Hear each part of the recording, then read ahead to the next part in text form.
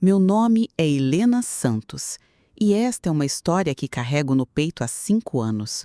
Uma história que mudou para sempre minha percepção sobre fé, poder e a natureza humana. Antes de contar sobre os horrores que descobri nos corredores sombrios dos conventos mineiros, preciso que você entenda quem eu era antes de tudo isso começar.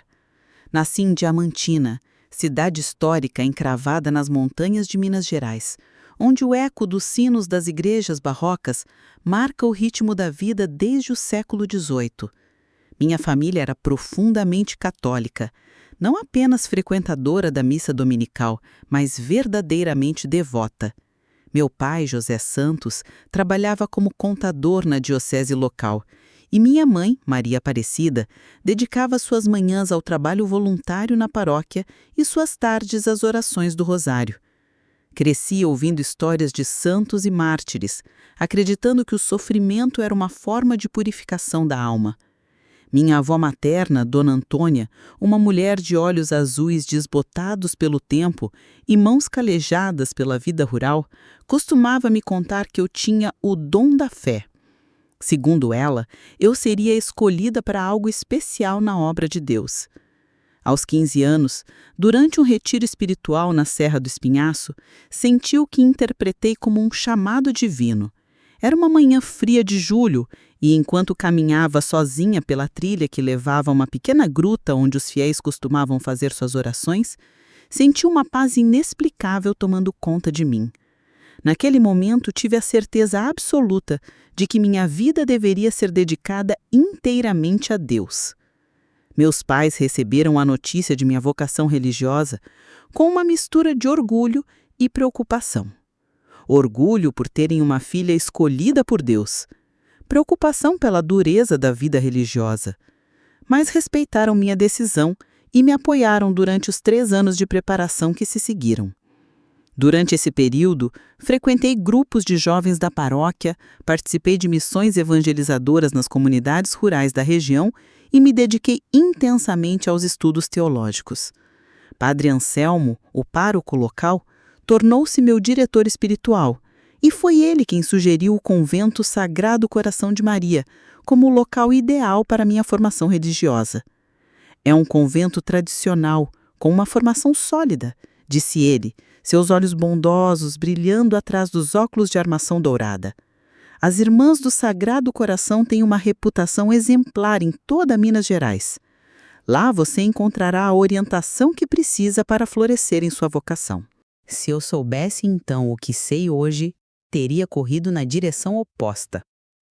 Era uma manhã de março de 2019, quando meu pai me deixou nos portões do convento Sagrado Coração de Maria.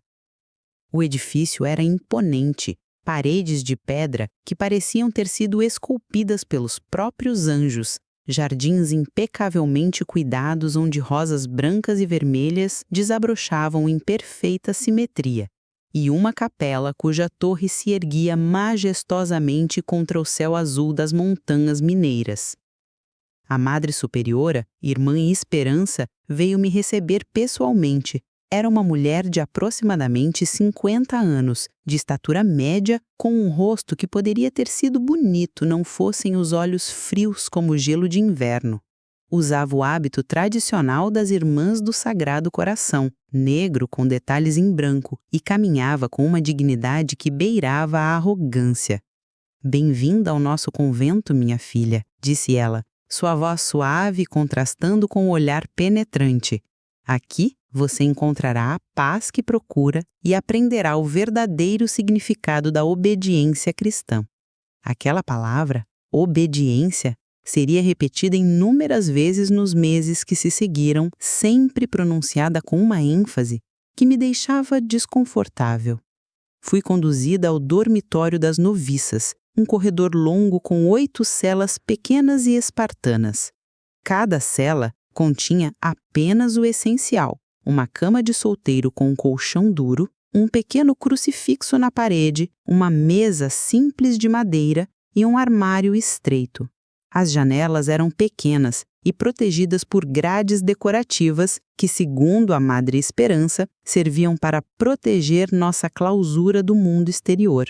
Minha companheira de cela seria a irmã Catarina, uma jovem de 23 anos natural de Ouro Preto que havia ingressado no convento 2 anos antes. Catarina tinha cabelos castanhos escuros que desapareciam sob o véu novicial e olhos verdes que pareciam carregar um peso desproporcional à sua idade. Quando nos conhecemos, ela me cumprimentou com um sorriso forçado e uma reverência respeitosa, mas notei como suas mãos tremiam ligeiramente quando falava. "Você vai gostar daqui", disse ela, organizando meus poucos pertences no armário. "A retina é esclarecedora." A palavra foi pronunciada com uma hesitação quase imperceptível, mas que não passou despercebida aos meus ouvidos. A rotina do convento era rigorosamente estruturada. Acordávamos às 4:30 da manhã para a oração das laudes, seguida de 2 horas de meditação silenciosa na capela. O café da manhã era servido às 7 horas, pão simples, café aguado e, quando havia, uma fatia de queijo branco. Depois vinham as atividades do dia: trabalho nos jardins, limpeza dos espaços comuns, estudos das escrituras e preparação das refeições. O almoço era às 12 horas, precedido de uma oração longa e seguido de mais 1 hora de silêncio contemplativo. As tardes eram dedicadas a trabalhos manuais: bordado, costura, fabricação de hóstias para as paróquias da região e estudos teológicos sob a supervisão rigorosa de Irmã Prudência, uma mulher séria de 60 anos que parecia incapaz de sorrir. O jantar, servido às 18 horas, era ainda mais frugal que o almoço. Após a refeição, tínhamos vésperas na capela, seguidas de 1 hora de exame de consciência, um período em que deveríamos refletir sobre nossos pecados do dia e pedir perdão por nossas falhas. Às 21 horas, era a hora do silêncio absoluto. A partir desse momento, nenhuma palavra podia ser pronunciada até as laudes do dia seguinte. Inicialmente, essa rotina rigorosa me trouxe um estranho conforto. Havia uma segurança reconfortante na previsibilidade dos horários, na ausência de decisões complexas, na sensação de estar vivendo uma vida completamente dedicada ao divino. Por algumas semanas, senti-me verdadeiramente em paz. Mas, aos poucos, pequenos detalhes começaram a incomodar minha consciência observadora. Primeiro, notei que nem todas as irmãs seguiam exatamente a mesma rotina. Algumas, particularmente aquelas que haviam sido designadas como assistentes especiais da Madre Esperança, desfrutavam de privilégios que pareciam incompatíveis com os votos de pobreza e simplicidade. Irmã Glória, por exemplo, tinha um quarto individual maior que as demais celas. Comia refeições ligeiramente diferentes. Notei que ela sempre recebia uma porção extra de carne e às vezes até sobremesa. E frequentemente desaparecia durante os períodos de trabalho comunitário. Quando perguntei sobre isso à irmã Catarina, ela desviou o olhar e murmurou algo sobre responsabilidades administrativas especiais. Mas notei como suas mãos voltaram a tremer quando falou. Segundo, havia irmãs que viviam em um estado constante de nervosismo. Irmã Francisca, uma mulher de 35 anos que trabalhava na cozinha, sussurrava orações nervosas o tempo todo e sobressaltava-se quando alguém se aproximava inesperadamente. Irmã Lúcia, responsável pela manutenção da biblioteca, evitava contato visual e parecia sempre à beira das lágrimas. Mas foi a irmã Benedita quem primeiro plantou a semente real da dúvida em minha mente. Benedita era uma freira de 62 anos, com cabelos grisalhos que escapavam por baixo do véu e mãos calejadas por décadas de trabalho duro. Ela havia ingressado no convento aos 20 anos e era respeitada por todas como uma fonte de sabedoria e experiência. Era responsável pelos jardins do convento e tinha uma capacidade quase mágica de fazer florescer as plantas mais delicadas, mesmo no solo pedregoso das montanhas. Foi durante uma tarde de trabalho no Jardim das Ervas Medicinais que ela me puxou discretamente para trás do galpão de ferramentas e sussurrou as palavras que mudaram tudo. Helena, você parece ser uma jovem inteligente e observadora. Por isso, vou te dar um conselho que pode salvar sua vida. Cuidado com quem você confia aqui. Nem todo hábito esconde um coração puro, e nem toda oração é dirigida a Deus. Antes que eu pudesse responder ou fazer qualquer pergunta, ela já havia voltado ao trabalho, cantarolando baixinho um hino religioso como se nada tivesse acontecido. Mas suas palavras ecoaram em minha mente por dias. Comecei a observar mais atentamente tudo ao meu redor, e foi então que notei algo que me deixou profundamente perturbada. Irmãs desapareciam. Não de uma só vez, não de forma dramática, mas gradualmente, silenciosamente, algumas companheiras simplesmente deixavam de existir.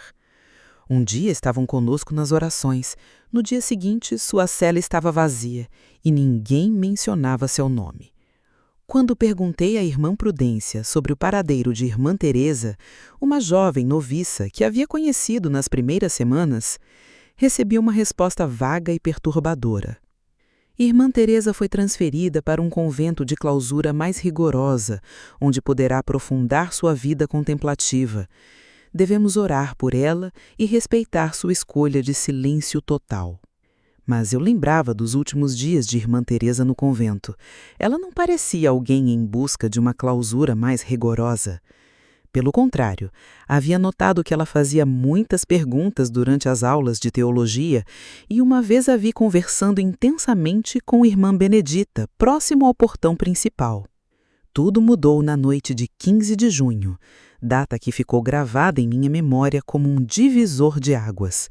Dom Augusto Mendonça, o bispo da diocese, fez uma visita inesperada ao convento. Dom Augusto era um homem imponente, de 65 anos, com cabelos grisalhos perfeitamente penteados e um anel episcopal que brilhava ostensivamente sob as luzes da capela. Seus olhos eram pequenos e astutos, e ele tinha o hábito perturbador de estudar as pessoas como se estivesse avaliando seu valor. A visita foi anunciada apenas 1 hora antes de sua chegada, causando um alvoroço no convento.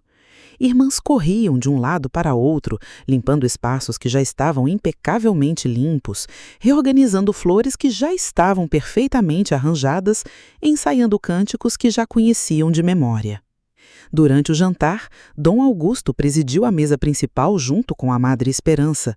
Observei como ele olhava cada uma de nós, suas expressões variando entre aprovação, indiferença e, em alguns casos, o que só posso descrever como desagrado.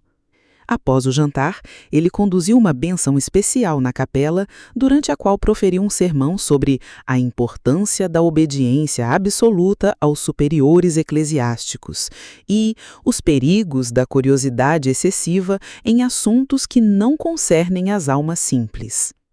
"Minhas filhas", disse ele, sua voz ecoando pelas paredes de pedra da capela, "a verdadeira santidade encontra-se na submissão completa à vontade divina, manifestada através daqueles que Deus colocou como vossos pastores. Questionamentos desnecessários são sementes do demônio, plantados para afastar as almas do caminho da perfeição." Suas palavras me causaram um desconforto profundo, mas foi o que aconteceu após o sermão que verdadeiramente me alarmou. Eu havia sido designada para organizar a biblioteca naquela noite, uma tarefa que normalmente era realizada por irmã Lúcia, mas ela havia adoecido subitamente após a chegada do bispo. A biblioteca ficava no segundo andar do convento, próxima ao escritório administrativo da Madre Esperança. Eram cerca de 22 horas quando terminei de catalogar os novos livros de oração que haviam chegado da diocese. Estava prestes a descer para o dormitório quando ouvi vozes vindas do escritório da Madre. A porta estava entreaberta e uma luz dourada vazava pela fresta. Minha educação me dizia para passar direto, mas algo na intensidade das vozes me fez parar. E foi então que ouvi as palavras que mudaram minha vida para sempre. As que sabem demais precisam ser removidas, dizia a voz grave e autoritária de Dom Augusto. O convento da penitência está preparado para recebê-las. Lá, elas aprenderão o verdadeiro significado da obediência. E se alguém fizer perguntas sobre seus paradeiros? Perguntou a Madre Esperança, sua voz carregada de uma frieza que me fez o sangue gelar nas veias. Quem faria perguntas sobre freiras que escolheram uma vida de clausura absoluta e silêncio perpétuo? Além disso, temos documentos oficiais confirmando suas transferências voluntárias. Houve uma pausa e então Dom Augusto continuou. O importante é manter nosso arranjo funcionando sem complicações. Os beneficiários de nossos serviços pagam muito bem pela discrição absoluta e não podemos permitir que algumas freiras idealistas comprometam uma operação tão lucrativa. E quanto às novas noviças, algumas parecem observadoras demais. Identifique-as rapidamente e tome as medidas necessárias. É melhor prevenir que remediar. Meu coração batia tão forte que temi que pudessem ouvi-lo através das paredes de pedra. Consegui me afastar silenciosamente do corredor e desci as escadas com pernas trêmulas, cada degrau parecendo ecoar como um trovão na quietude noturna do convento. Naquela noite não preguei olho. As palavras continuavam ecoando em minha mente. Convento da penitência, arranjo lucrativo, serviços, beneficiários. O que significava tudo aquilo? No dia seguinte à visita do bispo, procurei uma oportunidade para conversar privadamente com a irmã Benedita. A oportunidade surgiu durante o período de trabalho nos jardins, quando fomos designadas para colher ervas na horta localizada atrás da capela. Irmã Benedita, sussurrei enquanto colhíamos manjericão. Preciso fazer uma pergunta importante. Você conhece um lugar chamado Convento da Penitência? Ela parou imediatamente o que estava fazendo. Suas mãos, sempre firmes e seguras no trabalho, começaram a tremer visivelmente. Olhou ao redor para certificar-se de que estávamos sozinhas, antes de me puxar para trás de um pé de jabuticaba que nos ocultava da vista principal do convento. Como você soube desse nome? Perguntou sua voz, mal passando de um sussurro desesperado. Contei sobre a conversa que havia escutado na noite anterior. A cada palavra que pronunciei, o rosto de Benedita empalidecia mais. Meu Deus! Murmurou ela, fazendo o sinal da cruz repetidas vezes. Helena, você está em perigo mortal. O convento da penitência não é um lugar de oração. É um lugar de morte.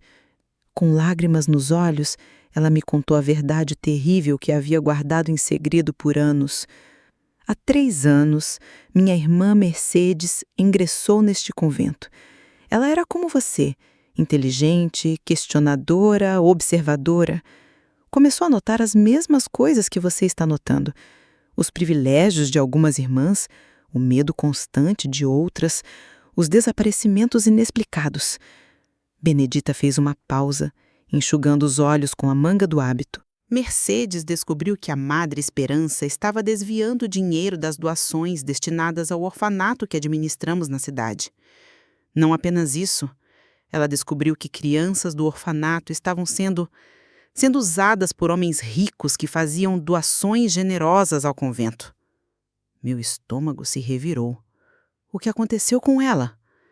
Ela tentou confrontar a Madre Esperança. Disse que ia denunciar tudo às autoridades. Uma semana depois, foi transferida para o Convento da Penitência em São João del Rei. Nunca mais a vi. Mas você não tentou descobrir o que aconteceu com ela? Benedita balançou a cabeça. as lágrimas agora correndo livremente por suas faces enrugadas. Tentei. Escrevi cartas, fiz contatos, até mesmo viajei até São João del Rei. O convento existe, mas quando perguntei sobre Mercedes, me disseram que não havia nenhuma irmã com esse nome lá. Quando insisti, fui ameaçada pelo próprio Dom Augusto. Ele me disse que se eu continuasse fazendo perguntas desnecessárias, seguiria o mesmo caminho de minha irmã. Então, o convento da penitência é um eufemismo, completou Benedita. É para onde mandam as irmãs que sabem demais, que fazem muitas perguntas, que representam uma ameaça ao sistema. Algumas nunca saem de lá. Outras voltam diferentes, quebradas, silenciadas para sempre. Ela segurou minhas mãos com firmeza, seus olhos me fitando com intensidade desesperada. Helena, você precisa ter muito cuidado. Não demonstre que sabe de alguma coisa. Não faça perguntas. E, pelo amor de Deus, se tiver a oportunidade de sair daqui, corra e nunca olhe para trás. 3 dias depois da conversa com Benedita, a Madre Esperança me chamou ao seu escritório. Era uma manhã de quinta-feira, e eu estava ajudando na preparação do almoço quando a irmã Glória me buscar. A Madre quer falar com você imediatamente, disse ela, seu tom carregado de uma autoridade que não combinava com seu posto de simples irmã. O escritório da Madre Esperança era elegante, de uma forma que contrastava fortemente com a austeridade pregada pelos votos religiosos. Tapetes persas cobriam o chão de madeira encerada, estantes de mogno abrigavam volumes encadernados em couro e um grande crucifixo de ouro, não de madeira simples como os nossos. Dominava a parede atrás de sua mesa de carvalho maciço. Sente-se, minha filha, disse ela, indicando uma cadeira de couro em frente à sua mesa. Tenho uma missão especial para você. Meu coração disparou, mas forcei um sorriso sereno. Claro, Madre, é uma honra. Preciso que você vá ao convento da penitência, entregar alguns documentos importantes. É uma responsabilidade que confio apenas às noviças mais dedicadas. A ironia de suas palavras não passou despercebida. Ela sabia. De alguma forma, sabia que eu havia descoberto sobre o lugar. É uma viagem de algumas horas, continuou ela, abrindo uma gaveta e retirando um envelope lacrado com cera vermelha. Você partirá amanhã cedo com a irmã Catarina. Ela conhece o caminho e poderá orientá-la adequadamente. Catarina também vai? Perguntei genuinamente surpresa. Um sorriso frio cruzou o rosto da Madre Esperança. Sim, ela também tem questões para resolver lá. Naquela noite, durante o período de silêncio, Catarina veio até a minha cela. Violando diretamente as regras do convento, sussurrou no meu ouvido. Precisamos conversar. Depois da meia-noite, encontre-me na capela. Às 00:30, escorreguei silenciosamente para fora do dormitório e fui até a capela. Catarina estava ajoelhada diante do altar, mas quando me viu, levantou-se e me conduziu para a sacristia, onde estávamos protegidas de ouvidos indiscretos. Helena, disse ela, sua voz tremendo de medo. Não estou indo contigo para te acompanhar. Estou sendo enviada para lá como punição. Punição por quê? Lágrimas começaram a correr por seu rosto. Por ter visto coisas que não deveria ter visto, por ter feito perguntas que não deveria ter feito. Ela me contou então sua própria descoberta terrível. Como assistente ocasional nos escritórios administrativos, Catarina havia tido acesso a documentos financeiros que revelavam um esquema massivo de corrupção. Milhões de reais destinados a obras de caridade estavam sendo desviados para contas pessoais de membros da hierarquia eclesiástica. Pior ainda, ela havia descoberto evidências de que crianças dos orfanatos administrados pela diocese estavam sendo emprestadas para homens ricos em troca de doações generosas. Quando tentei falar com a Madre Esperança sobre isso, ela me disse que eu estava vendo coisas onde elas não existiam. Mas eu sabia o que havia lido. Tentei fazer mais perguntas, procurar mais evidências e agora estou sendo enviada para Carrancas. Carrancas? É onde fica o verdadeiro convento da penitência. São João del Rei é apenas uma fachada. Lá existe realmente um convento normal. Mas em Carrancas... Ela fez uma pausa, tremendo visivelmente. Em Carrancas fica a prisão. Durante as horas que se seguiram, Catarina me contou tudo o que sabia sobre o sistema. O convento da penitência em Carrancas era onde freiras problemáticas eram enviadas para serem reeducadas. Algumas eram torturadas psicologicamente até quebrarem completamente. Outras simplesmente desapareciam. Mas há algo mais, disse ela. No convento de Carrancas existe um arquivo secreto com fichas de todas as irmãs que passaram por lá, documentos sobre os esquemas de corrupção, evidências de todos os crimes que cometeram.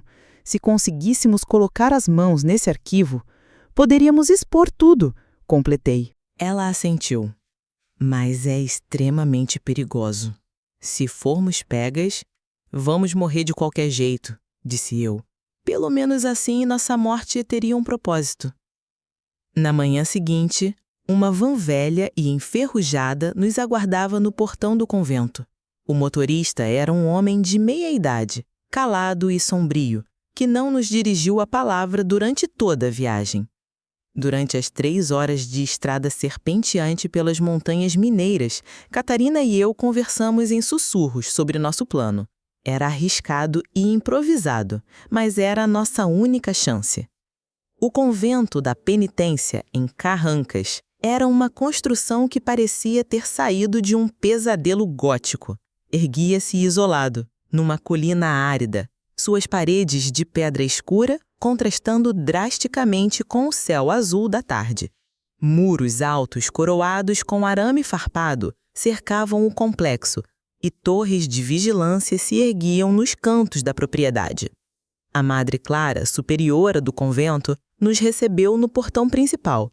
Era uma mulher corpulenta, de aproximadamente 60 anos, com um rosto que parecia esculpido em granito e olhos que irradiavam uma crueldade fria e calculada. Bem-vindas ao nosso retiro espiritual, disse ela, sua voz áspera ecoando no pátio de pedra. Espero que sua estada aqui seja esclarecedora. A palavra esclarecedora foi pronunciada com um tom que me fez tremer internamente. Fomos conduzidas através de corredores sombrios, iluminados apenas por lâmpadas fracas, que criavam sombras dançantes nas paredes de pedra. O ar estava impregnado de um cheiro de umidade e algo mais, algo que não conseguia identificar imediatamente, mas que me causava náuseas. Nosso quarto era uma cela pequena e sem janelas no subsolo do edifício. 2 camas de madeira, com colchões finos, um balde para necessidades fisiológicas e um pequeno crucifixo na parede eram os únicos mobiliários. A porta era de metal pesado e se fechava por fora. Não havia maçaneta interna. Descansem hoje, disse a Madre Clara, trancando a porta após nos entregar 2 pedaços de pão seco e um copo de água a cada.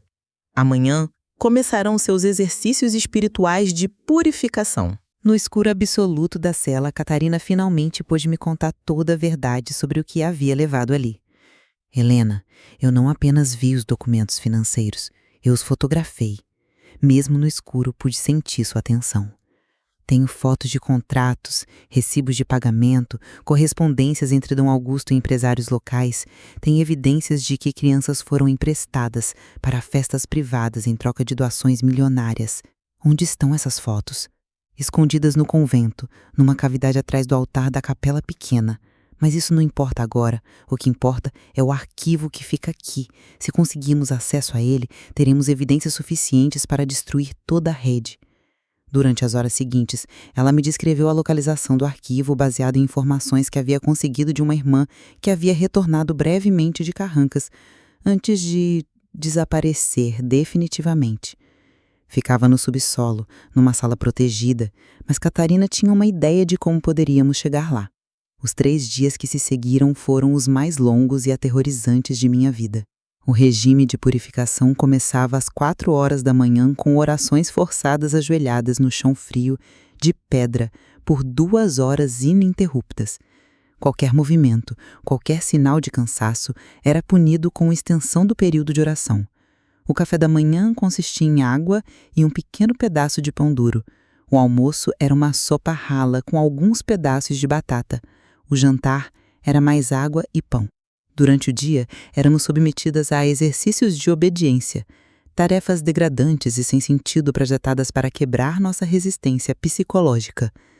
Limpávamos o chão com escovas de dente, carregávamos baldes de água para cima e para baixo de escadas por horas, ficávamos em pé imóveis por períodos prolongados enquanto as supervisoras, irmãs que haviam sido completamente quebradas pelo sistema, gritavam insultos e acusações. Mas o pior eram os exercícios de confissão.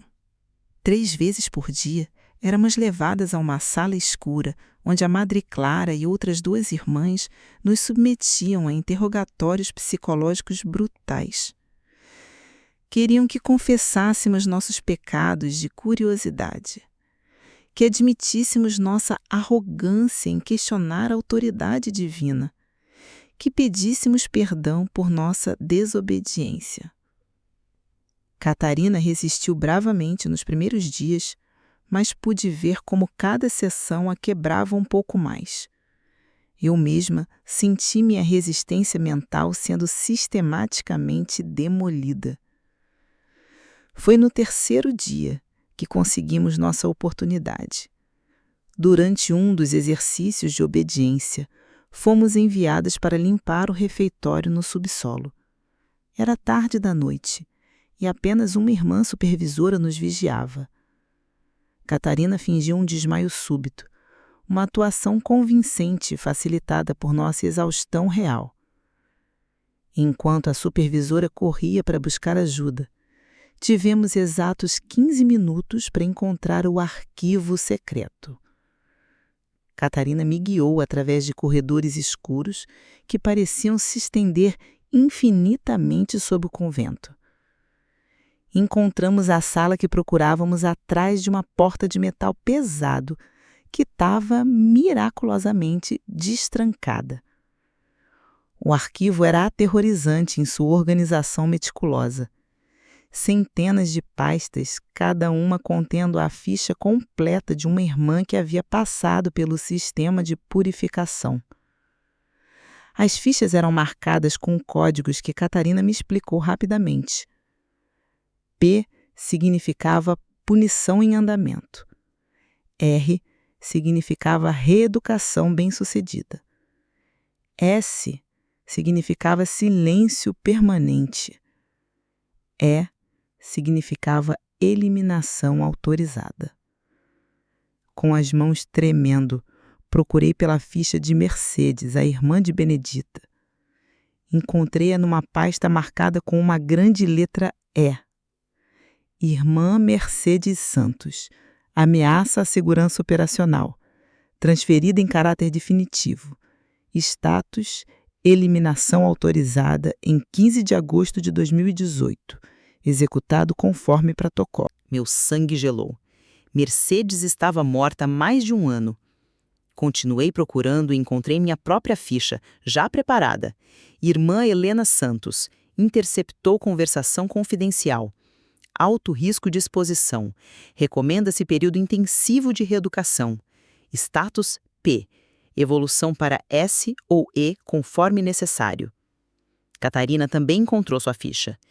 Irmã Catarina Silva. Acesso não autorizado a documentos financeiros. Evidência de documentação fotográfica. Status E. Prioridade máxima. Helena, sussurrou ela. Eles vão nos matar! Mas havia mais, muito mais. Arquivos detalhando o esquema completo.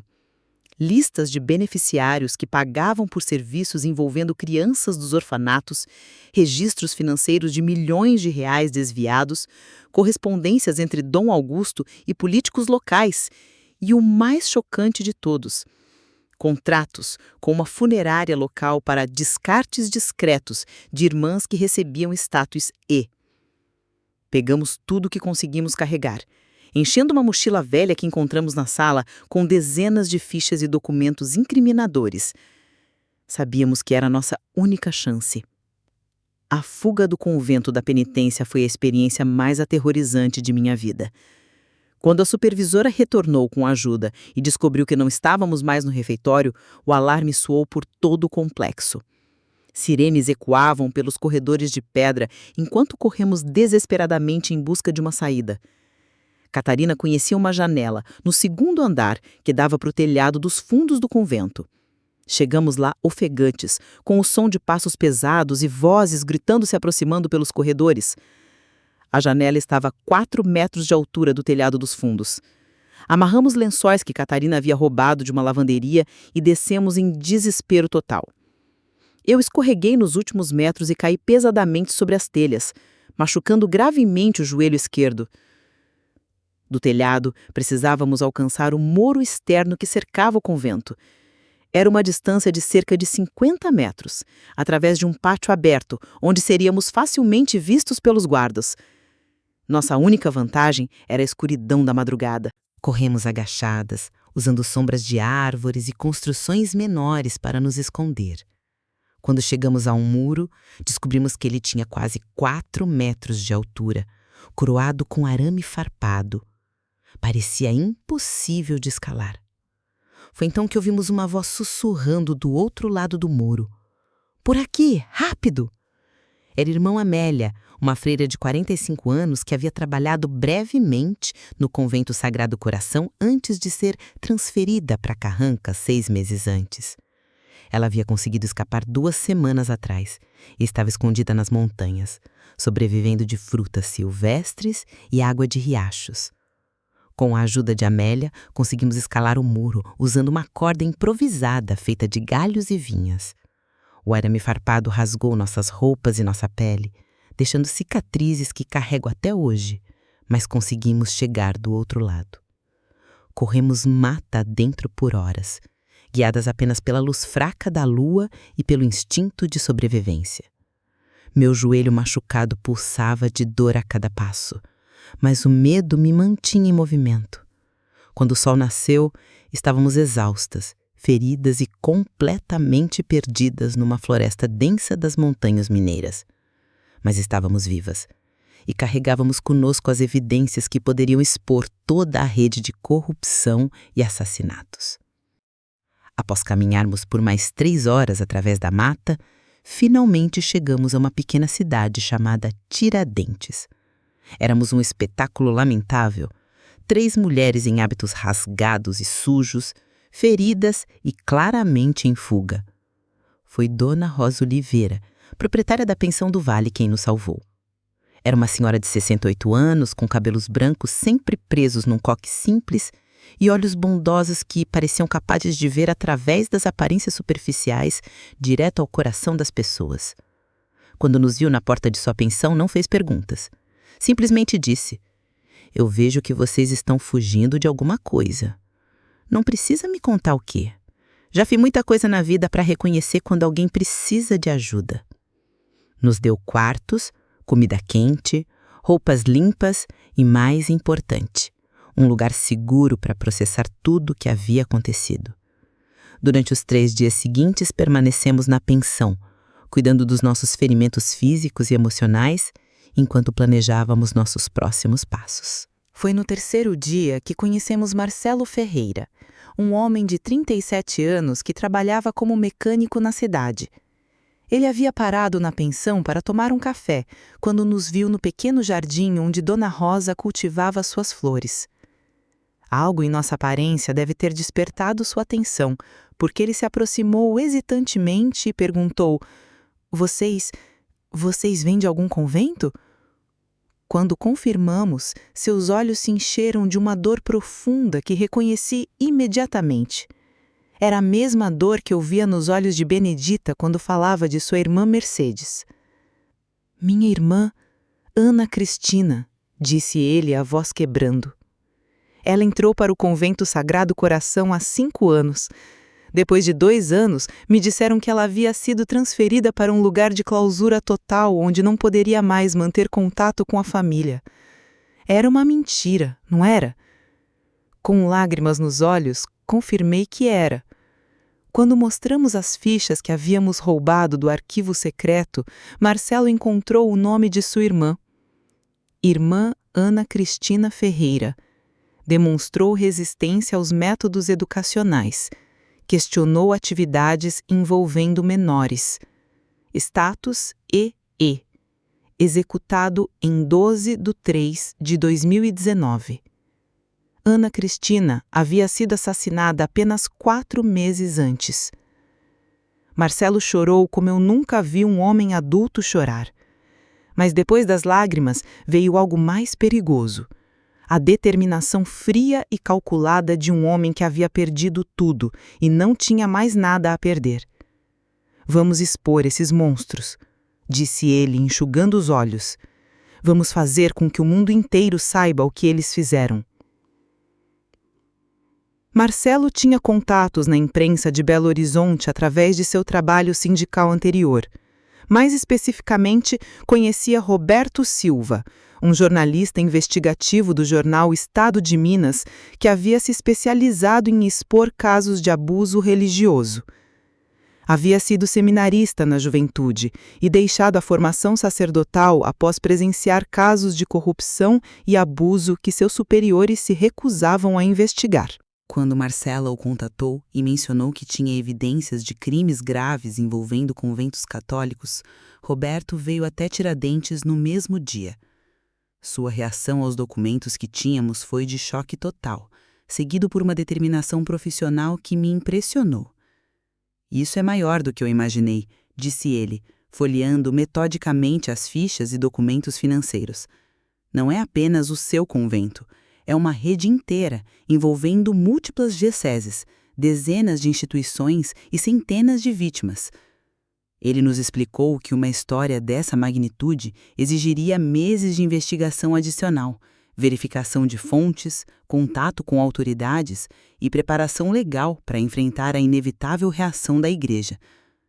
Vocês entendem que quando publicarmos isso, vão tentar destruir suas reputações, questionar sua sanidade mental, talvez até tentar processá-las criminalmente por roubo e difamação?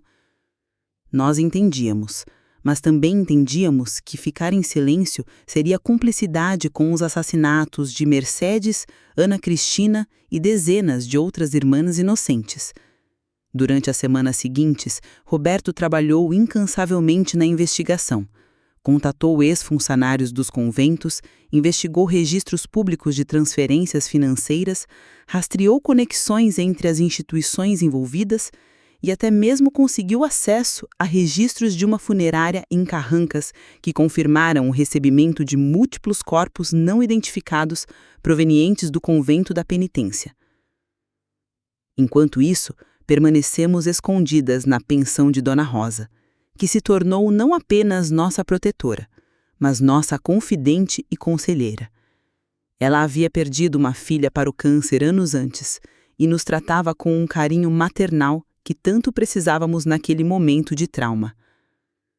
3 semanas após nossa fuga, Catarina tomou uma decisão que mudaria tudo. Ela queria voltar ao Convento Sagrado Coração para recuperar as fotografias que havia escondido na capela. São evidências cruciais, argumentou ela. Sem elas, podemos ser acusadas de ter forjado os documentos que trouxemos de Carrancas. Era uma missão quase suicida, mas Roberto concordou que as fotografias seriam fundamentais para dar credibilidade total à nossa história. Planejamos meticulosamente a operação. Marcelo conseguiu equipamentos de escalada através de contatos em uma empresa de construção local. Dona Rosa forneceu um carro discreto e mapas detalhados da região. Roberto organizou uma rede de comunicação que nos permitiria pedir ajuda, caso algo desse errado. A operação aconteceu numa noite sem lua de julho. Eu insisti em acompanhar Catarina, apesar dos protestos de todos. Sabia que ela precisava de apoio emocional para enfrentar o local onde havia sido torturada psicologicamente. Chegamos ao convento Sagrado Coração por volta da 1 da madrugada. O lugar parecia ainda mais sinistro na escuridão total, suas torres se recortando contra o seu estrelado como garras gigantescas. Escalamos o muro dos fundos usando as cordas que Marcelo havia fornecido. Meu joelho ainda doía do ferimento em carrancas, mas a adrenalina me mantinha em movimento. A capela pequena ficava no lado oeste do complexo, longe dos dormitórios principais. Catarina sabia exatamente onde havia escondido as fotografias, numa cavidade atrás do altar que ela havia descoberto durante os seus trabalhos de limpeza. Chegamos à capela sem sermos detectadas. Catarina recuperou um pequeno envelope plástico contendo um cartão de memória, com centenas de fotografias incriminadoras. Contratos assinados, recibos de pagamento, correspondências comprometedoras e, mais chocante de tudo, fotografias de crianças sendo levadas para eventos especiais em residências luxuosas. Mas nossa sorte se esgotou na saída. Quando estávamos atravessando o pátio principal, uma luz se acendeu repentinamente numa das torres. Alguém havia nos visto. Corremos desesperadamente em direção ao muro, mas sirenes começaram a soar por todo o convento. Conseguimos escalar o muro e chegar ao carro, mas sabíamos que nossa presença havia sido descoberta. Enquanto fugíamos pela estrada serpenteante, vimos luzes de veículos nos perseguindo. Marcelo, que estava dirigindo o carro de apoio, acelerou perigosamente pelas curvas da montanha, até que finalmente perdemos nossos perseguidores numa bifurcação que ele conhecia bem, por ter crescido na região. Com as fotografias de Catarina complementando os documentos que havíamos roubado de Carrancas, Roberto finalmente tinha todas as evidências necessárias para publicar a história completa. A investigação jornalística foi publicada numa edição especial do Estado de Minas, em agosto de 2019, ocupando as primeiras 6 páginas do jornal. O título era devastador: A face sombria dos conventos, rede de assassinatos, corrupção e abuso sexual infantil descoberta em Minas Gerais. A história incluía não apenas nossas revelações, mas também investigações paralelas que Roberto havia conduzido. Ele havia encontrado evidências similares em outros 3 conventos da região, sugerindo que o problema era ainda maior do que imaginávamos. A reação foi imediata e explosiva. A Igreja Católica emitiu uma declaração oficial negando todas as acusações e nos classificando como ex-religiosas desequilibradas, movidas por ressentimento e instabilidade mental. Dom Augusto, em particular, nos chamou de instrumentos do demônio, tentando destruir a santa obra de Deus. Mas também recebemos algo muito mais importante. Dezenas de cartas e telefonemas de outras ex-freiras, ex-funcionários de conventos e até mesmo ex-seminaristas, contando histórias similares de abuso, corrupção e silenciamento forçado. A pressão da mídia e da opinião pública forçou as autoridades a abrir uma investigação criminal oficial. A Polícia Civil de Minas Gerais criou uma força-tarefa especial para investigar os crimes denunciados. Durante os meses seguintes, fomos chamadas múltiplas vezes para depor, fornecer detalhes adicionais e ajudar os investigadores a localizar evidências físicas dos crimes. A investigação policial revelou horrores ainda maiores do que havíamos imaginado. O corpo de Ana Cristina foi exumado de um cemitério clandestino nos fundos do convento da penitência, junto com os restos mortais de outras 14 irmãs. O laudo necroscópico confirmou que ela havia sido assassinada por envenenamento, o mesmo método usado nas outras vítimas. Dom Augusto foi preso em flagrante quando tentava fugir para o Paraguai com malas cheias de dinheiro e documentos falsos. Durante a busca em sua residência episcopal, a polícia encontrou mais evidências: correspondências com empresários envolvidos no esquema de exploração de crianças, registros bancários de contas secretas no exterior e até mesmo fotografias comprometedoras de eventos especiais realizados em sua própria residência. A Madre Esperança Conseguiu fugir para a Europa antes que a polícia chegasse ao Convento Sagrado Coração, mas foi incluída na lista de procurados da Interpol. Até hoje, permanece foragida. A Madre Clara, superiora do Convento da Penitência, foi encontrada morta em sua cela 3 dias após ser presa. Oficialmente, foi declarado suicídio por enforcamento, mas muitos de nós suspeitamos que foi silenciada por alguém que temia suas possíveis revelações. O Convento da Penitência foi oficialmente fechado e transformado num centro de memória para as vítimas. Conseguimos resgatar 6 irmãs que ainda estavam vivas no local, incluindo nossa querida Benedita, que havia sido transferida para lá 2 dias após nossa fuga do Sagrado Coração. Benedita sobreviveu, mas estava gravemente traumatizada pelos meses de tortura psicológica. Levou mais de 1 ano de terapia intensiva para que ela conseguisse falar novamente sobre suas experiências. Marcelo finalmente pôde enterrar sua irmã Ana Cristina, com a dignidade que ela merecia. O funeral foi um evento público que reuniu centenas de pessoas da comunidade local, transformando-se numa manifestação espontânea contra os abusos institucionais.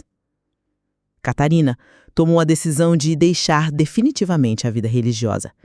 Mudou-se para Belo Horizonte, onde completou estudos em psicologia e se especializou no atendimento a vítimas de trauma religioso. Hoje, ela dirige uma organização não governamental que oferece apoio psicológico e legal para ex-membros de instituições religiosas abusivas. Irmã Amélia, nossa companheira de fuga, também deixou a vida religiosa e se casou com um professor de história que conheceu durante sua recuperação. Eles moram numa cidadezinha do interior, onde ela trabalha como bibliotecária e ele ensina numa escola pública. Dona Rosa foi oficialmente homenageada pela Câmara Municipal de Tiradentes por sua coragem em nos proteger. Ela se tornou uma figura pública na luta pelos direitos humanos e, frequentemente, dá palestras sobre a importância da solidariedade civil. Roberto ganhou vários prêmios jornalísticos por sua investigação e se tornou um especialista reconhecido em crimes institucionais religiosos. Continua investigando casos similares por todo o Brasil. Quanto a mim, nunca voltei à vida religiosa formal, mas não abandonei minha fé. Aprendi a diferenciar entre a espiritualidade genuína e as estruturas de poder que se apropriam indevidamente do sagrado. Hoje, 5 anos depois daqueles eventos que mudaram nossas vidas para sempre, continuo trabalhando ativamente para que histórias como a nossa nunca mais se repitam. Fundei a organização Vozes do Silêncio, que oferece apoio jurídico, psicológico e social para vítimas de abusos religiosos institucionais. Já ajudamos mais de 200 pessoas a encontrar a coragem de denunciar seus abusadores e reconstruir suas vidas. Ainda recebo cartas regularmente. Algumas são de outras sobreviventes, agradecendo por termos tido coragem de romper o silêncio. Outras são ameaças anônimas, lembrando-me de que a rede de poder e corrupção não foi completamente desmantelada. Mas a carta que mais me marcou veio de uma jovem de 19 anos de Diamantina, minha própria cidade natal. Ela me escreveu: Helena, eu ia entrar para o convento Sagrado Coração no mês que vem. Minha família estava orgulhosa, dizendo que eu seria uma escolhida de Deus. Mas depois de ler sua história no jornal e ver as reportagens na televisão, decidi que posso servir a Deus de outras formas, sem me isolar do mundo. Obrigada por me salvar de um destino que poderia ter sido terrível. Não conseguimos salvar Mercedes, Ana Cristina, nem as outras 14 irmãs enterradas naquele cemitério sombrio de Carrancas. Seus nomes estão gravados num memorial que construímos no local onde funcionava o Convento da Penitência. Mas talvez tenhamos salvado outras como elas. A investigação resultou na prisão de 23 pessoas, incluindo padres, bispos, empresários e funcionários governamentais envolvidos na rede de corrupção e abuso. Mais de 50 milhões de reais desviados foram recuperados e destinados a fundos de compensação para as vítimas. Várias outras investigações foram abertas em estados vizinhos, baseadas em evidências que descobrimos e denúncias que nossa exposição incentivou.